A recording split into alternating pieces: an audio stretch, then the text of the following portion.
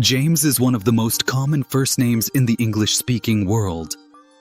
Millions of people carry it without giving it a second thought. A name so familiar, so ordinary, so everywhere that it stopped feeling like it meant anything a long time ago. But James is not ordinary.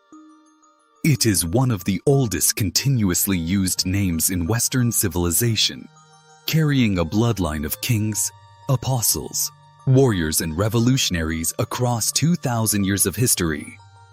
And the journey it took to reach you is anything but simple. Most people called James have no idea their name is Hebrew, not Greek, not Latin, not English or French or anything European at all. The name James begins in ancient Hebrew as the name Yaakov, which English translations of the Bible render as Jacob. The biblical patriarch, son of Isaac, grandson of Abraham, the man who, according to the book of Genesis, wrestled with an angel through an entire night and refused to let go until the angel blessed him, the man whose 12 sons became the 12 tribes of Israel, the founding ancestor of an entire people.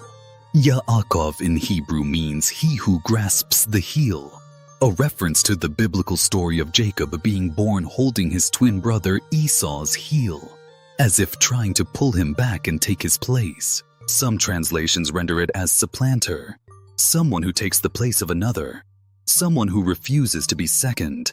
That is the name you are carrying. A 4,000-year-old Hebrew word, meaning someone who fights for their place and refuses to let go. Here is how it became James. When the Hebrew scriptures were translated into Greek, in the version known as the Septuagint, Yaakov became Lakobos. When the Greeks passed to the Romans, Lakobos became Jacobus in Latin. When Latin evolved into the regional dialects of medieval Europe, Jacobus split into two distinct forms depending on where you were. In Spanish, it became Jaime and Diego. In Italian, it became Giacomo. And in the late Latin spoken in northern France, a specific phonetic shift turned Jacobus into Jacomus, and then into Gems, and then crossing the English Channel into Britain, into James. So what turned James into one of the most common names in the English-speaking world? One personal, one apostle, and one of the most important pilgrimage routes in medieval history. James the Apostle, Iakobos in Greek, Jacobus in Latin, was one of the 12 disciples of Jesus Christ. He was the brother of John the Evangelist, a fisherman from Galilee, and according to the Gospels, one of the 3 disciples closest to Jesus, present at the Transfiguration, present in the Garden of Gethsemane on the night of the arrest. He was also the first of the 12 apostles to be martyred, executed by King Herod Agrippa around 44 CE, only a decade or so after the crucifixion. James died before Christianity had spread significantly beyond Judea.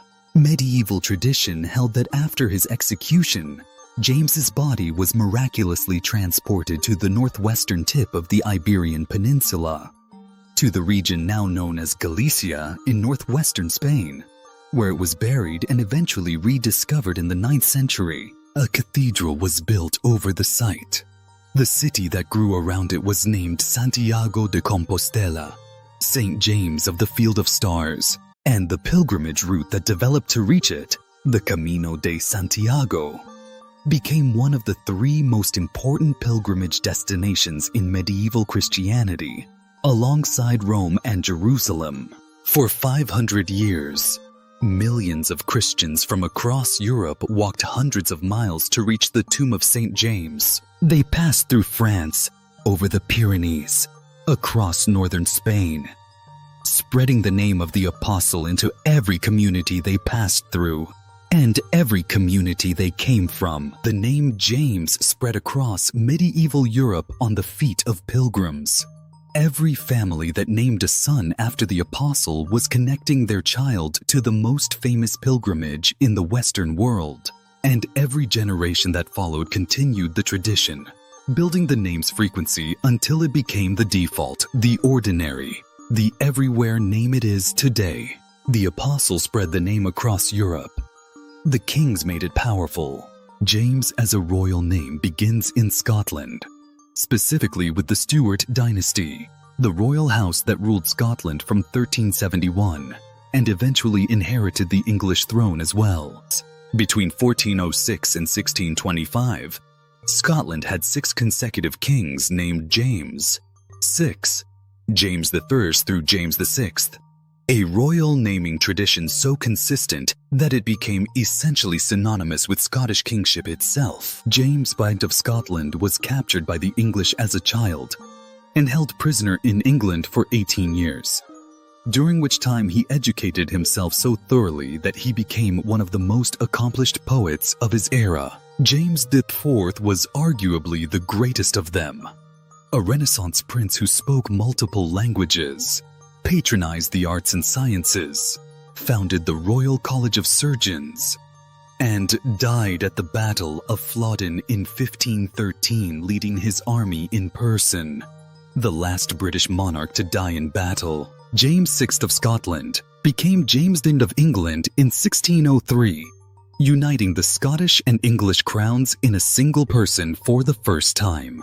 His most enduring legacy is the King James Bible, the 1611 English translation of the scriptures that shaped the English language more profoundly than almost any other single document, embedding specific phrases, rhythms, and constructions into English speech that are still in use today.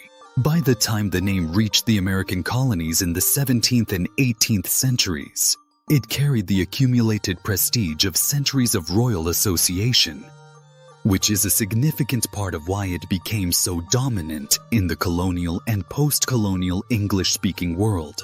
There is a darker chapter to the name James, one that cost thousands of people their lives. When James II of England, James VII of Scotland, was deposed in the Glorious Revolution of 1688 and replaced by the Protestant William of Orange, a significant portion of Britain and Ireland refused to accept the new king.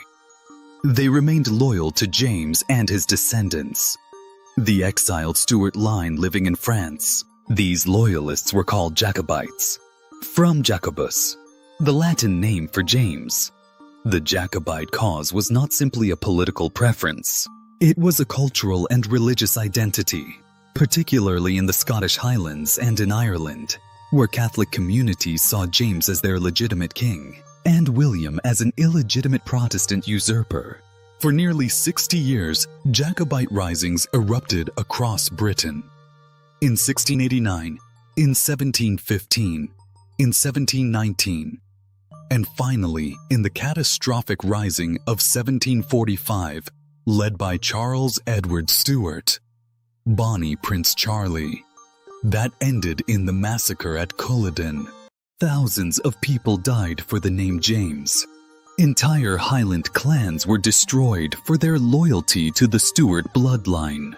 The transportation of Scottish prisoners to the American colonies that followed Culloden, entire communities uprooted and shipped across the Atlantic, was the direct consequence of a war fought in the name of a king called James. If your family is Scottish, Irish, or of Highland descent, and your family has been in America since the mid-18th century, there is a specific historical probability that the name James in your family tree, if it appears with unusual frequency across generations, was not simply a popular choice. It may have been a quiet act of loyalty, a political statement encoded in a name at a time, when more explicit statements of Jacobite sympathy could get you killed.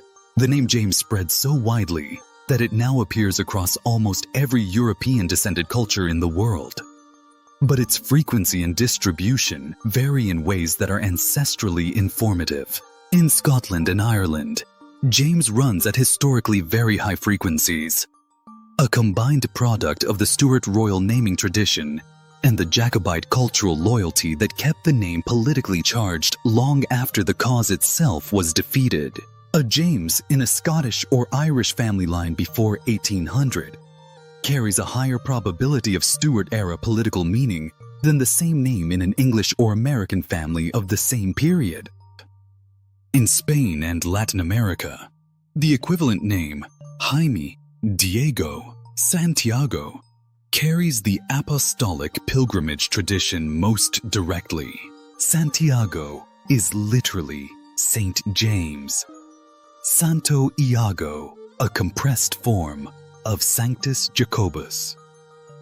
Every Santiago in the Spanish-speaking world is carrying the name of the apostle, whose pilgrimage route shared medieval European Christianity. In the American South and Appalachian regions, James is one of the most common given names in the historical record, a product of the massive Scots-Irish settlement of the backcountry in the 18th century, carrying both the Stuart royal tradition and the Presbyterian culture of the Scottish lowlands and Ulster into the American frontier simultaneously. The name James looks the same wherever it appears. But where it appears, when it first appears in your family line, and which cultural tradition placed it there, those details make it a remarkably precise pointer to the specific corner of European history your bloodline came from. James is not a common name. It only looks common because it has been carried by so many different people, across so many different cultures, for so long that familiarity made it invisible. Underneath the familiarity is a Hebrew patriarch who wrestled an angel, an apostle who died for his faith, and had a continent-crossing pilgrimage route built in his honor. 6 Scottish kings, a revolution, a war, a Bible that shaped the English language permanently, and 2,000 years of people passing a single name forward because it meant something worth keeping. That name reached you, and now you know what it was carrying the whole time. Subscribe. See ya.